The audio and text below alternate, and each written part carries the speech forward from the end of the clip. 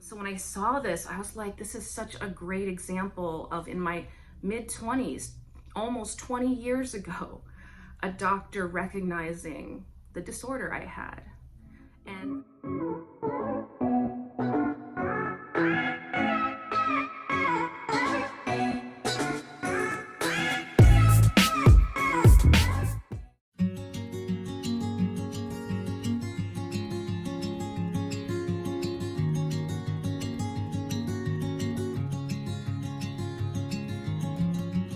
hello everyone, this is DID Hatchery, and today I wanted to talk about the earliest mention of DID in my chart. I mean, it might not be the earliest, but it's a very early, solid mention. And interestingly enough, this is from 19 years ago, from 2003, which is before YouTube existed, before social media is what it is today.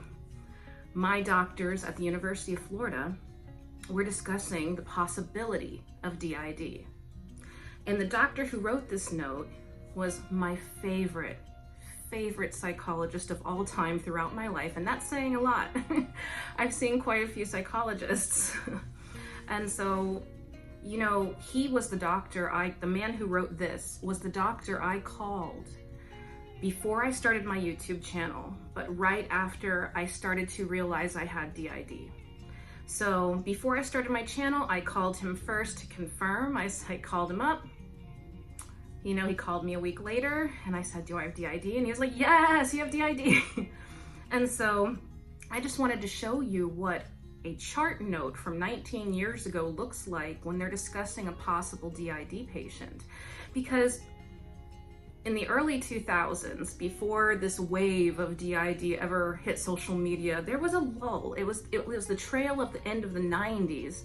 And, you know, in the 90s, there was the moral panic that made DID not seem real to people. And that was, you know, that carried over into the early aughts, the early 2000s.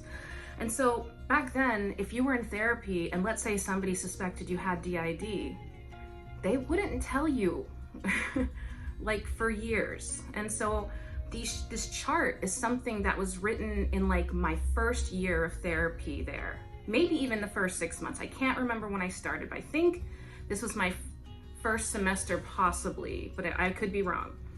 And he noticed right away because this doctor also had a dissociative disorder. He did not have DID, but he suffered trauma throughout his life and he suffered a dissociative disorder. And he picked it up right away in me, where other doctors missed it. I mean, because I've been in the mental health care system since I was 11 or 12, I can't remember, probably 12. And until I was 26 or 25 or 26, no one ever considered DID. They thought I had complex PTSD and borderline personality disorder and depression and bipolar disorder and just all kinds of other things because my mother had bipolar. So if you're diagnosed, your parent is diagnosed with somebody, they just assume you have it too. You know, like sort of how it used to work. And so this was 2003, August of 2003 that he wrote this. And so I just wanted to show it to you guys that this is like such an early, it's just interesting to me because I didn't know about, like I said, I didn't know about these notes for years, because you're not allowed to get, or at least in my case, I was not allowed to get my medical chart until after my therapy was completed at the university with those particular doctors. And so the whole time I was seeing him for years, for 4.5 years, I had no idea that that's what they were suspecting the whole time. And because I'm like a lot of people with dissociative disorders and people with DID, I have trouble remembering my sessions. I have trouble remembering my therapy sessions. And that used to be a problem, especially before I knew I had it, because I would wait all week for therapy because life is extremely stressful when you have DID.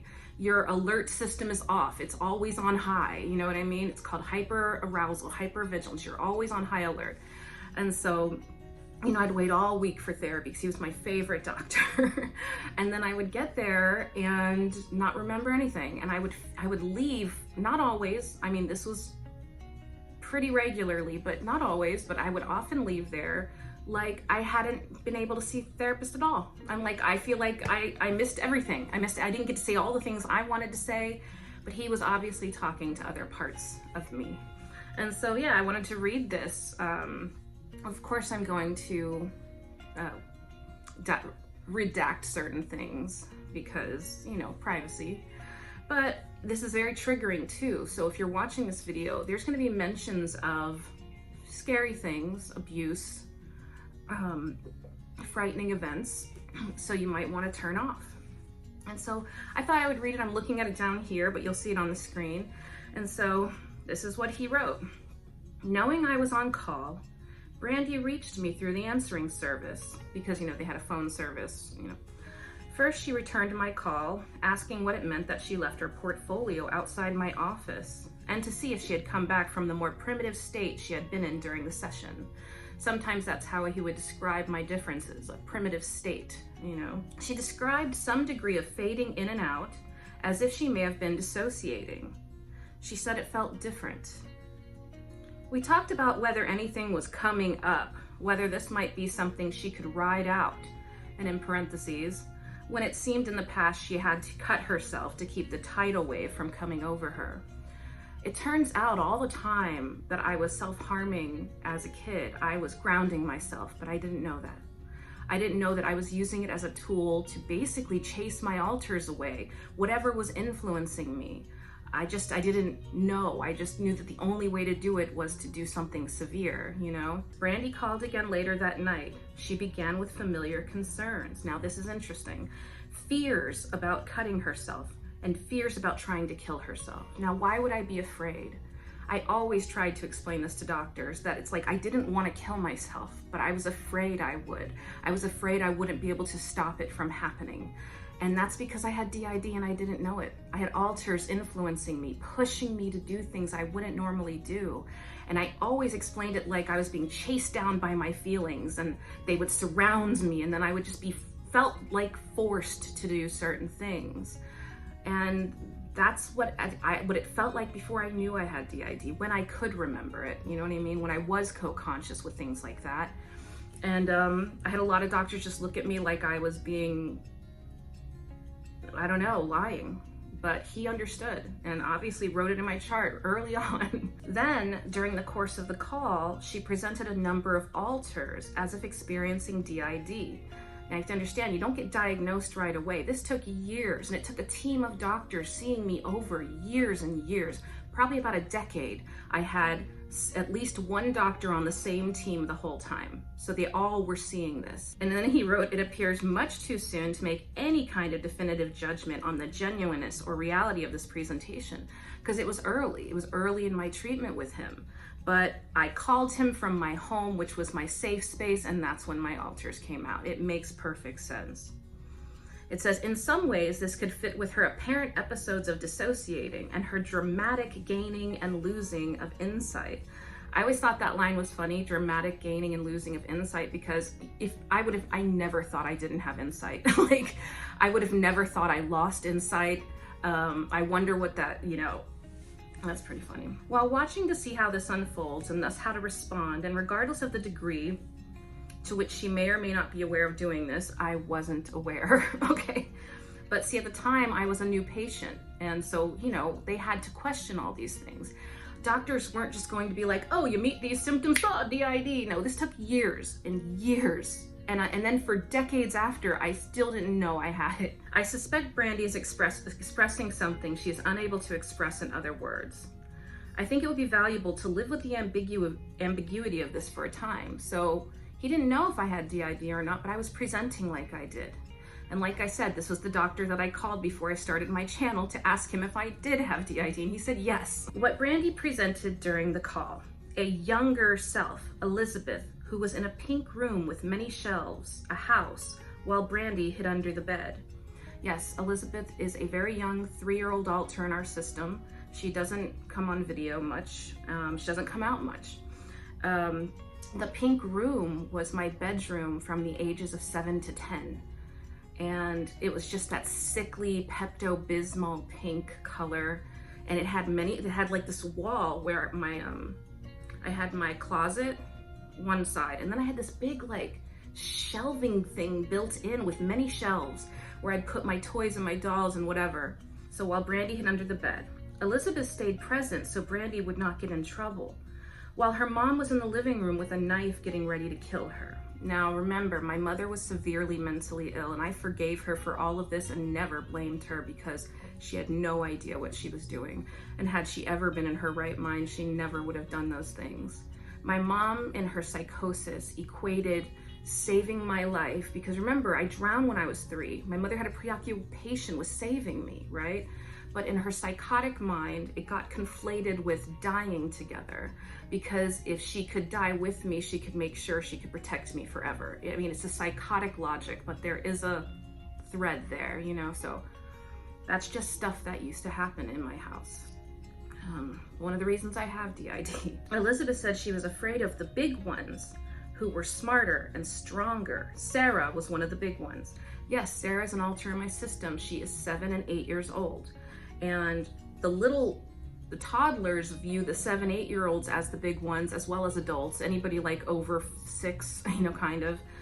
And, you know, Sarah can be kind of scary. She's very traumatized, and my alters in my system do sometimes harm each other, you know, because they're reenacting traumatic events, not because they want to hurt other parts, but because it's a reenactment that they cannot control. Sarah was one of the big ones. In this presentation, she kept asking who I was and expressing murderous thoughts and rageful hatred towards Brandy's pathetic weakness. When I later asked Elizabeth, now that's the 3-year-old, the one who was expressing murderous thoughts was Sarah. Sarah's extremely traumatized. She's extremely traumatized. When I later asked Elizabeth how to get Brandy back, she said maybe ask her. Now this blew me away. Brandy then said she had faded out and did not remember what we had been talking about. I said only that she had talked about memories of her mother trying to kill her and suggested it might be best not to try to sort out anymore tonight.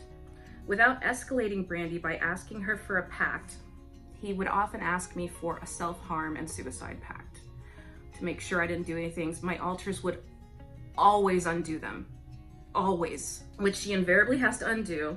I asked if she could get through the night, which she said she could try. I just understand that reading these charts after so many years, and I have read this chart once before, years ago, before I knew I had DID, and it's as if the alters edited everything out about DID out of my brain. Whatever I read, I didn't see it. They do edit things out of my consciousness, you know? And so when I saw this, I was like, this is such a great example of, in my mid-20s, almost 20 years ago, a doctor recognizing the disorder I had. And though it took me, this is when I was just turned 26, so 2 days after my 26th birthday. I mean, this might have been my first semester at UF. I'm not sure. 2003 is when I started going to UF, I think. And August was the fall semester. And I think I may have started in summer. I entered in summer. So this was my second semester there. And so I'd only been in therapy for a certain number of months because I'd only been there for so many months. And he already could see. He could see. And so I appreciate that doctor so much. And he's one of the most amazing people I've ever met, and most kind and empathetic people I'd ever met. And I assume that's why my parts came out to him, because he was just so gentle and kind. And he understood trauma. And so I just thought it'd be interesting to show that despite me not knowing till I was 42, because remember, this was written when I was 26 years old, just freshly 2 days after my 26th birthday, this was written. And I didn't know until I was 42. Doctors didn't discuss it in treatment the way I don't know how they discuss it now, okay? But back then they had to be very careful about assumptions about DID because it was so much more stigmatized than it is now. You think it's stigmatized now? You should have seen the stigma in 2003. So for him to put this out there in my chart was pretty, and to know that, see, how it worked at UF is, yeah, you may see one psychologist and one psychiatrist, but all the psychologists and all the psychiatrists in the whole facility work together as a team, and they determine your diagnosis and look through your charts together as a team. So this isn't really just one doctor saying this. this is a team of professionals, and it just blows me away that I took so long to realize what was happening with me. And so much of me wishes I had understood then. I wish I had got it when I was 26 years old and understood that I had DID, because then I could have worked on it. I could have worked on it when my brain was a lot more malleable, because, you know, as you get older, your brain becomes less neuroplastic. And so I had a much better opportunity in my 20s to heal from DID faster than I do in my 40s. So it's gonna be a longer haul for me because my brain is a lot more set than a younger person. And so if only I had understood, and only if denial wasn't a huge symptom of DID, because no matter how many times I was told, and I don't think I was told very much by this doctor, I think I was asked, do you think you have it? Do you think is what I remember? But remember, my memory fails in therapy, so who knows? They could have told me all kinds of things that I just don't recall. But I don't know. I just wanted to show you this, guys, so you could see what a long process it is to getting help and being understood. And, you know, so from 11 or 12 when I started therapy to 26, nobody knew what was going on with me. Or they thought they knew, but they were wrong, because they kept getting puzzled by me. And then I saw this wonderful doctor, and he helped make everything clear. And so I just wanted to show that to you, and wanted to make a video for you all, and I hope you all are having a great day. And thank you guys for the beautiful comments you leave. I love those comments. I read every single one several times. I may not respond right away because I have issues responding to comments. I have anxiety that I'm gonna just repeat myself, and I want everyone to have like a nice, unique comment that's from my heart. So I freeze up. I do that with a lot of things because I am a dominant freeze responder. And just know that I love every single comment. And thank you guys so much for being here with me. I hope you guys have a great day. And I don't know who this is. This is not Brandy. I don't know who this is. I'm not sure. But I'm a little more energetic than usual. And like I said, I don't know most of my alters, so just understand that. Okay, you guys, you have a great day. Love ya.